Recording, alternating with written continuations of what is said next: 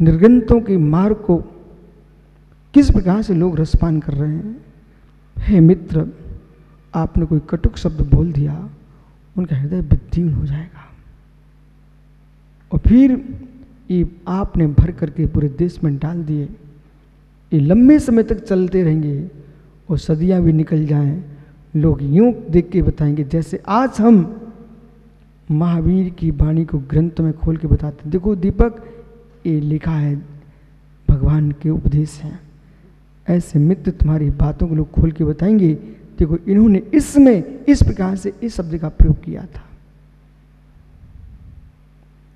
इसलिए जो भी माइक पर आए, जो भी उपदेश दे, जो भी कुछ बोले, इस बात का ध्यान रख करके बोले, हम वर्तमान की सभा में मात्र नहीं हैं, हम भविष्य की सभा में भी हैं। इस बात का ध्यान रख के बोले कि भूत की सभाओं में कैसा बोला जाता था। आपके उपदेश को सुन करके मित्र श्रोताओं के महावीर की मुद्रा दिखने लग जाए, ऐसा बोलो। आपको सुन करके रावण का अट्टहास दिखाई ना दे, आपको सुन करके मित्र परशुराम की कसाई दिखाई ना दे, आपको सुनते सुनते वीतरागी तीर्थंकर महावीर की मुद्रा दिखे, आपको सुनते सुनते गज कुमार मुनि की समता दिखे, आपको सुनते सुनते 5 पांडव मुनियों का उपसर्ग क्षमता से सैन दिखे, आपको सुनते सुनते महात्मा जी द्रोणगिरी पर्वत की गुफा में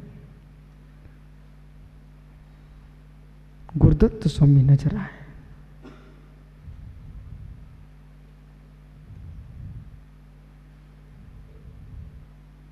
इन छोटे छोटे नन्हे मुनियों में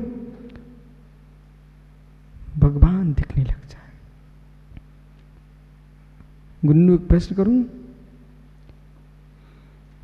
बालक,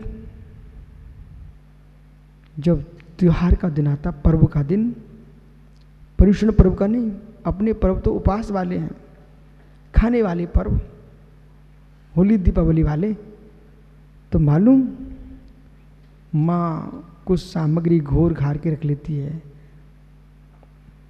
कोई पुआ बनाना है, मगोड़े बनाना है, पकवान बनाना है, सब सामग्री घोर के रख लिए, बस बच्चों का चौके में झांकना प्रारंभ। माँ घोर के रखे हुए है, माँ सत्य कह रहा हूं ना, बस बुंदेलखंडी बोली, बुंदेलखंडी ऐसे ढूंकत जैसे अभी मुख में जा रहा हो, ढूंकना प्रारंभ हो जाता है। मतलब रसोई घर में कहीं घूम घाम के आएंगे ना, पर धीरे से अब माँ मंगोड़ा बना रही है, माँ पकौड़ा बना रही है, जलेबियाँ बना रही है, बस बेटा ठहर। जैसे बालक माँ के द्वारा रसोई घर में निर्मित द्रव्यों को देख करके अभी बने नहीं है, माँ तो उसने दाल पीसी थी, बने नहीं है, मात्र मालपुआ बनाने के लिए आटा घोरा था उसमें, पर उनको देख करके क्या देखते बेटा तुम, अब तो पकवान खाने को मिलेंगे। ऐसे ज्ञानियों, जैसे कोई ब्रह्मचारी बने तो तुम्हें क्या सोचना चाहिए, अब तो मुनिराज के दर्शन होंगे। जैसे मुनिराज बने तुम्हें देखना चाहिए, अब तो अनंत सिद्ध परमात्मा के दर्शन होंगे, ऐसा निर्णय करना चाहिए।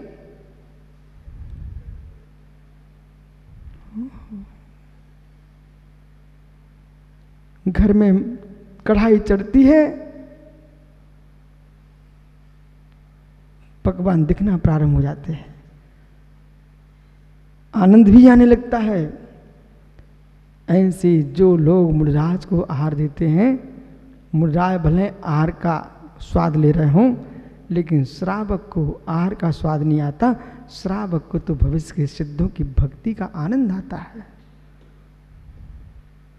इसलिए तो संदीप, ये हजारों किलोमीटर से युवा चले आ रहे हैं, ऐसे काल में भी ये किसके बल पर। एक सज्जन कह रहे थे सुब्रत सागर जी कि ईटाबाई भिंडी के बच्चों के घर में काम नहीं है क्या, हमने तुम्हारी दुर्बुद्धि ऐसी है, तुम उनकी भक्ति नहीं देख पाए, तुम एक काम नहीं है। वो यूं कह रहे बोले काम नहीं है, तो गाड़ी चली आ रही है। मित्र, श्रद्धा नहीं होती ना तो मंदिर में भगवान विराजे रहे तो ऊपर नहीं जाते लोग, और विश्वास होता है ना तो सम्मेश करके भगवान चंद्रप्रभु स्वामी की ललित कूट, भगवान पारसनाथ स्वामी की सोनभद्र कूट पर चढ़ करके आनंद आता है। जितनी ऊंची ललित कूट है, ललित कूट अलग से जाओ तो दीपक लगता कि हाँ शिखर जी आए हैं।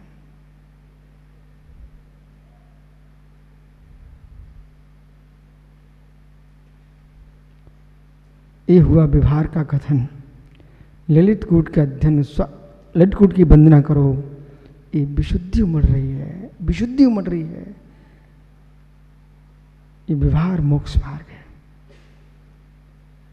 तो ललित कूट की बात करने पर आनंद आता है तो लालित हो जाओ मित्र, अपने 14वें अयोग केवली कूट की याद करो। यह परमार्थ दृष्टि। मुझे तो आप गोमट सार भी दोगे ना, हम आपको समय सा सुनाएंगे।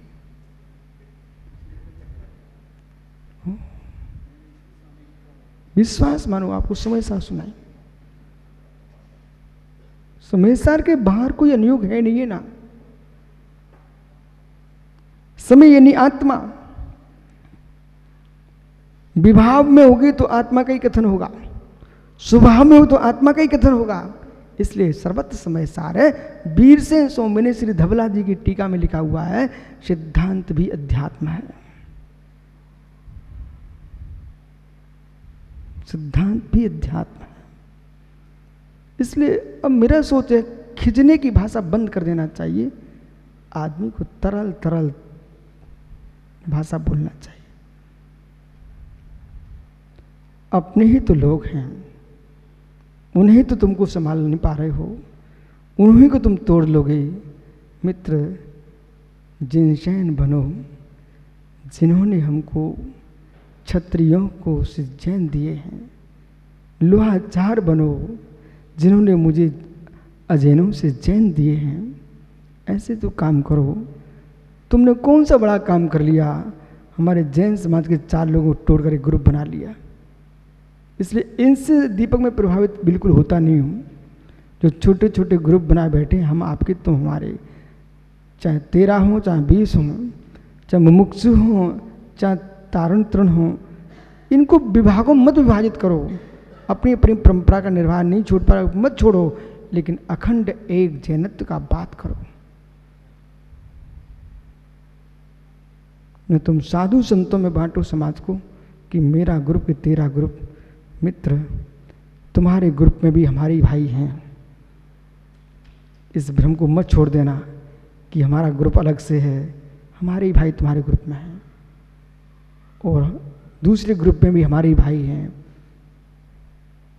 हम अखंड विश्व को देखना चाहते हैं, तुम मुट्ठी भर जैनियों को बांटना चाहते हो।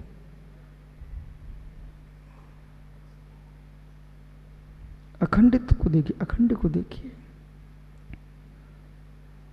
जिनकी भाषा में अखंडता नहीं आ पा रही है, उनका हृदय अखंड कैसे होगा? विशाल हृदय होगा भी अखंडता की बात कर पाएंगे। अन्यथा आप 4 लोगों में ही सर्वस्व मान रहे हो। 4 लोग कुछ नहीं है। तुम्हारे पास कितने से लोग हैं? चक्रवर्ती पास 6 खंड का स्वामित्व होता है, वहाँ तुम्हारा कुछ भी नहीं है। वर्तमान कोई व्यक्ति, कोई साधक विद्वान सोचे मेरे पास भीड़ लग चुकी है, मैं बहुत बड़ा आदमी बन चुका हूँ, कुछ नहीं हूँ। तुमसे तो ज़्यादा नरेंद्र मोदी के पास लोग हैं। अब तुम कहाँ अपनी बात कर रहे हो? 4 लोग इकट्ठे बैठ गए, तुम तो ये सोच रहे हो। इसलिए ऐसा बाहर की विभूति को देख करके कोई जैन मुनि अपने आप को बड़ा ना माने। तुम बड़े मात्र हो, तुम मात्र एकत्व व्यक्त निज भगवान आत्मा पर दृष्टि रखने से बड़े हो।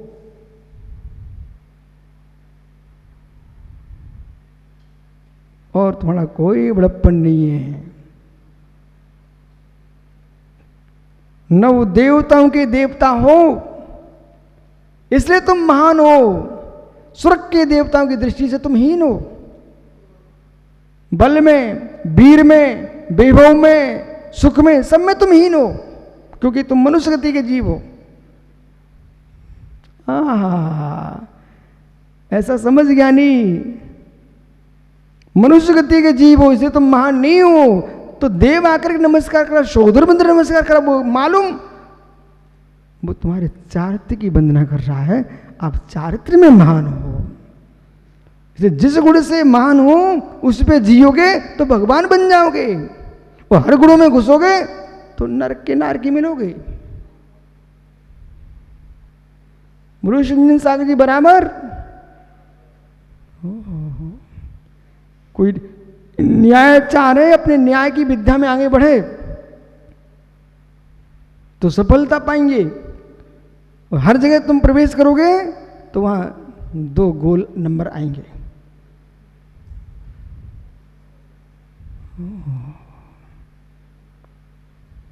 मुस्कुराहट वे ही ला पाएंगे अपने मस्तिष्क में, अपने चेहरे पर, जो अपने में प्रसन्न होंगे। हर जगह अपनी दिमाग ले जाएंगे, वे कभी सुखी नहीं रह पाएंगे। ये बहुत बड़ा हमने आपको मानसिक रोग के निवारण का एक बहुत बड़ा उपचार बताया है। वे लोग सुखी रहते, मुस्कुराते रहेंगे जो अपने आप में संतुष्ट हैं।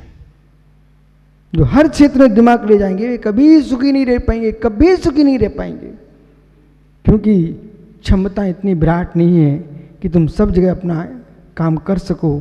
इसलिए जिस स्थान पर आप हो वहां तुम संतुष्ट होगे। मैं जैन मुनि बना हूं, मैं उसी की कोशिश करता हूं, उसको कितना और अच्छा कर सकूं, इसलिए मुस्कुराता रहता। अब मैं सोचूं दीपक भैया मुझे नक्शा बनाना सीखना है, मैं सोचूं मुझे बहुत सारी दुनिया के काम सीखना है। ओह, कर्म का नक्शा मिटाने आए हैं और दीवार के नक्शा में लग जाएंगे। धिक्कारो मेरी दुर्बुद्धि को, ऐसी दुर्बुद्धि नहीं आना चाहिए। अपन को तो मित्र नक्शा नहीं बनाना है, बने स्थान पर जाके बैठना है। जो शाश्वत बना हुआ है उसका नाम सिद्धशिला है। अनादि नित्य पर्याय से युक्त है, अनादि नित्य पर्याय से युक्त है सिद्धशिला। उस पर मैं शादी नित्य बन के बैठूंगा।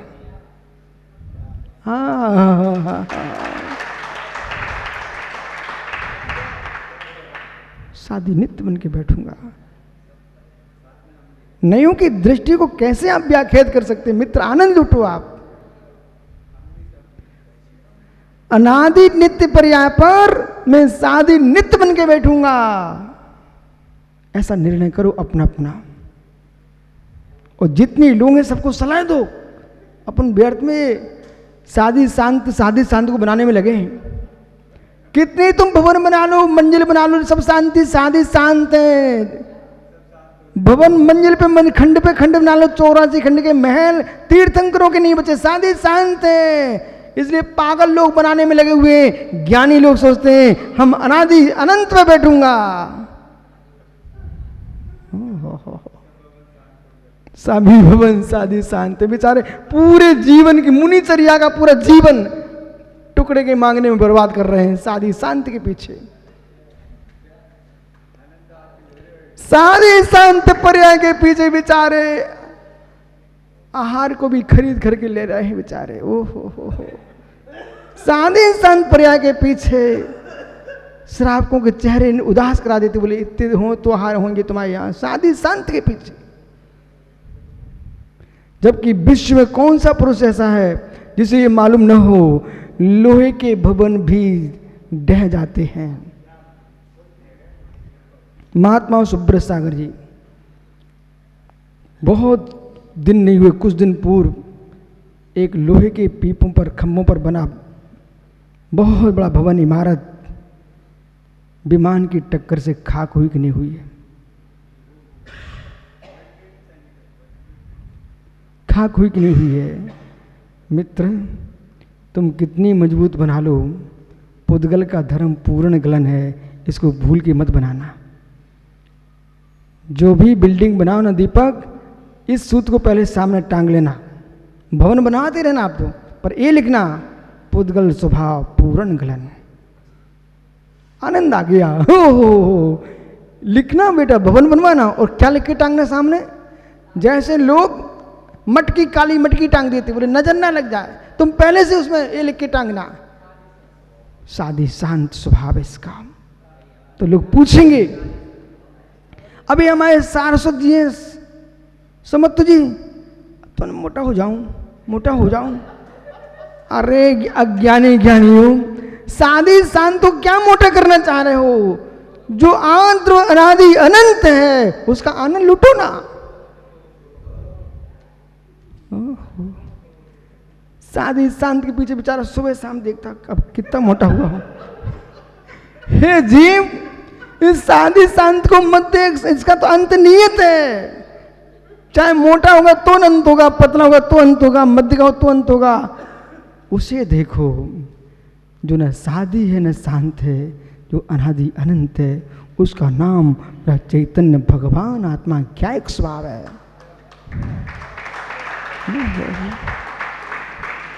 ज्ञानिक स्वभाव से कोई टाल नहीं सकता। बाकी के थे साधी शांतों को देखो, जानो, जाने दो। मित्र जो अनादि अनंत है उसका नाम अलंगक ग्रहण है।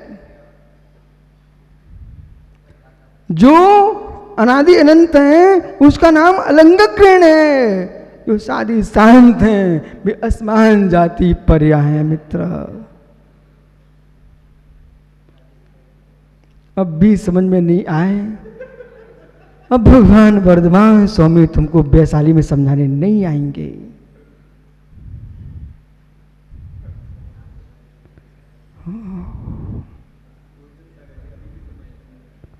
ज्ञानी समझ जाइए, समझ जाइए। मनोज हरियाणा समझ जा भाई, सब साधी शांत हैं, पर्याय असमान जाति।